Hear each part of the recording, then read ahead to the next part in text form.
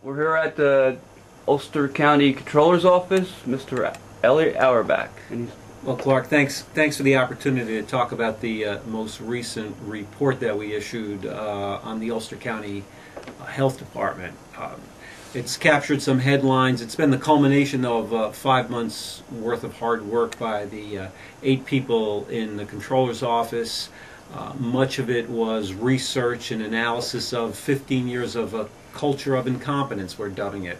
And really looking back at the aspects of specific areas of the health department, mostly environmental sanitation, and understanding that we are looking at a history that spans several decades and really raised great concern when the exec took office, and resulted in really the release of the Palins, both Dean and Debbie Palin, from the department. So, report was issued on Friday. It's up online. It's a 42-page report that is also part of another 80 pages of the New York State Department of Health audit, and it tells a story. And the story basically that it tells is that there were issues that surfaced, of which that department was really run like a mom-and-pop operation.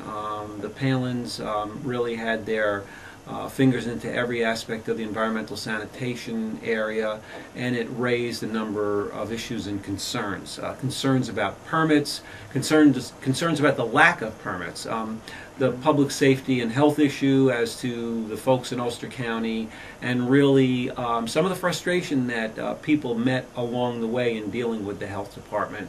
There was politicizing of permits, as we call it.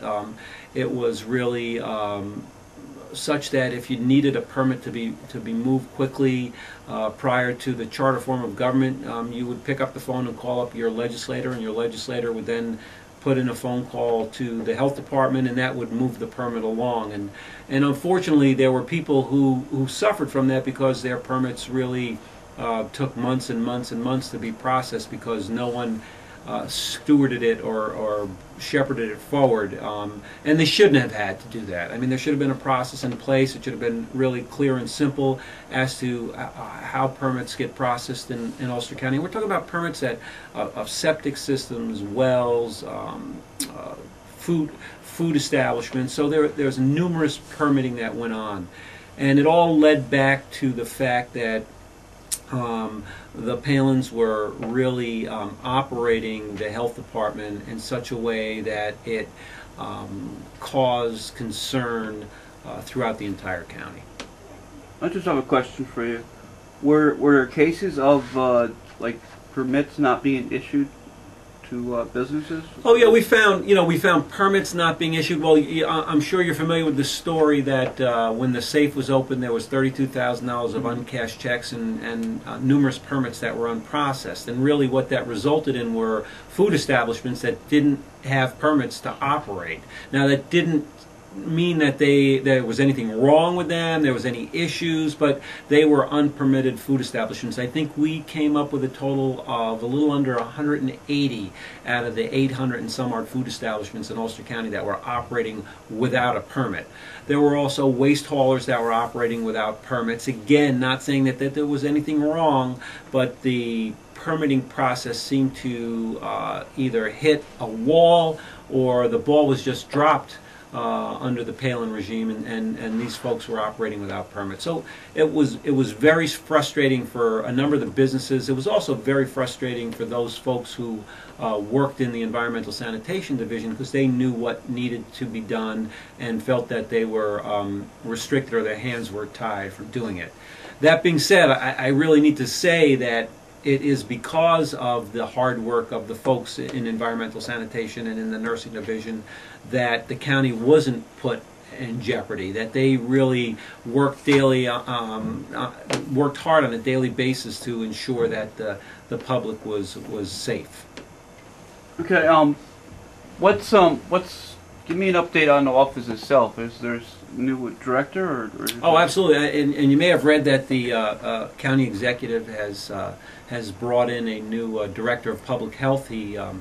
introduced them to the public last Monday, November, I think it was November 13th or so, or last Monday, and as Dr. Hasbrook has taken over, it's been a great transition because in the interim, when the Palins had left, the department was being run by someone who was able to help transition Dr. Hasbrook into his role. So there was a bridge there between the old health department and the new health department. And we have great hopes for Dr. Hasbrook. I mean, he's starting off really with a health department that is crying out to be rebuilt, to be run professionally, and really to deliver the county public safety and health when it comes to that.